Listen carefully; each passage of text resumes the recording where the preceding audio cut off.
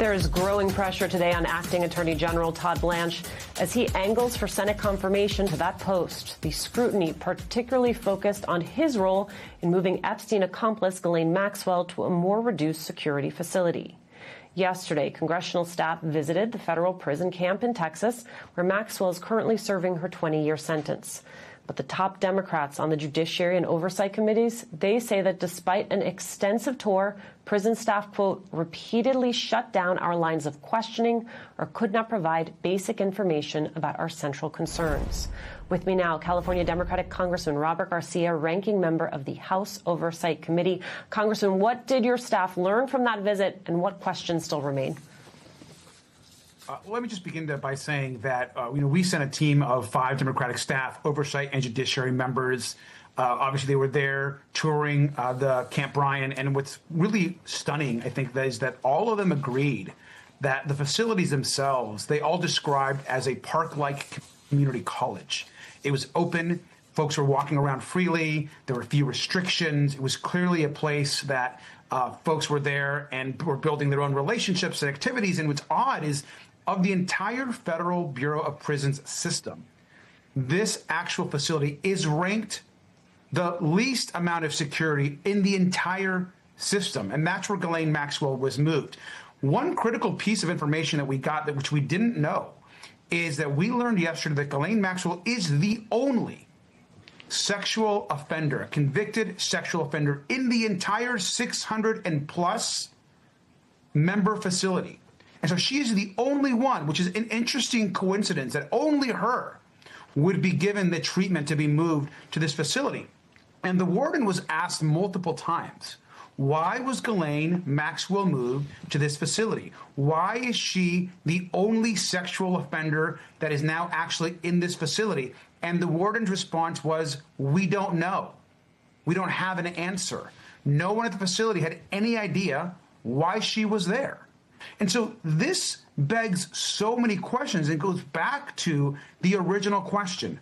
Who ordered Ghislaine Maxwell to be moved to a less secure prison, and what was offered in return? And that's a question that the Attorney General Pam Bondi, that I asked her directly, she directed the question to Todd Blanche, and Todd Blanche must appear before our committee and answer that question, and surely should be asked that question in the confirmation hearing, because up to right now, nobody knows the answer.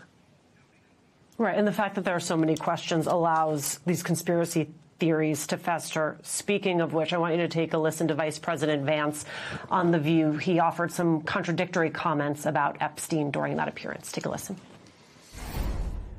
I am, frankly, kind of a conspiracy theory on the Epstein stuff. And that story says that that's one of the things that's true, is that some people called me a conspiracy theory on the Epstein stuff. I think that it's crazy that you had this guy who is clearly a sex predator who was hanging out with a lot of very wealthy and powerful people. Like, that really bothered me. I don't know what's there, of course. Nobody knows exactly what happened unless you were there. But that really bothered me. And I wanted to have full transparency. What I disagree with is the idea that the White House wasn't committed to full transparency. If there was, in fact, full transparency. Yeah, go ahead. That's just laughable. I mean, look, the president of the United States spent the beginning of his presidency essentially blocking the release of the files. He called it a hoax. The attorney general put out memos saying there was nothing left for the investigation. His former defense lawyer, now about to be the AG possibly, saying there's nothing else to release. We had to force them by not just legislation, but the American public demanding a release of the files to release the files. They did nothing. And if it wasn't for the Oversight Committee, members in Congress, folks like Thomas Massie and others, there would be nothing that had been released to the public. In addition to that, they have stalled every single step of the way. There are probably about 2.5 to 3 million files, almost half of the entire amount of files that have not been released to the public. And in fact, the vice president was asked about this, and he demurred and wasn't sure what they cost. Maybe they were duplicates, maybe their information that's privileged. Give me a break. Release the Epstein files. That is what the president promised to do.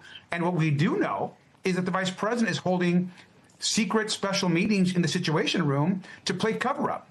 to talk about Ghislaine Maxwell, to see how they're exonerating President Trump. We have no idea how many meetings, by the way, that Vice President Vance hosted in the Situation Room. The whole thing is a White House cover-up, and they're going to get exposed. I want to go back to your first answer, which had to do with Todd Blanche and his forthcoming Senate confirmation hearings. Have you been organizing Democrats in the upper chamber? Have you been having conversations with them about the lines of questioning you think are most affected vis-a-vis the Epstein files? Yes. Directly communicating with members of the U.S. Senate and the teams there. So those conversations are happening. They're very aware. They're invested. They understand that the Epstein and the White House cover-up around the files is critical to this hearing. And Mr. Blanche has a lot to answer for. I mean, the survivors themselves are demanding Todd Blanche testify also in front of the Oversight Committee, just specifically on Epstein. Pam Bondi essentially shifted all of the blame to the way the survivors were put in danger, docs, the way documents weren't released, who gave the orders for Ghislaine Maxwell. Todd Blanche apparently has answers to all these questions. And so these questions need to be asked by the entire U.S. Senate.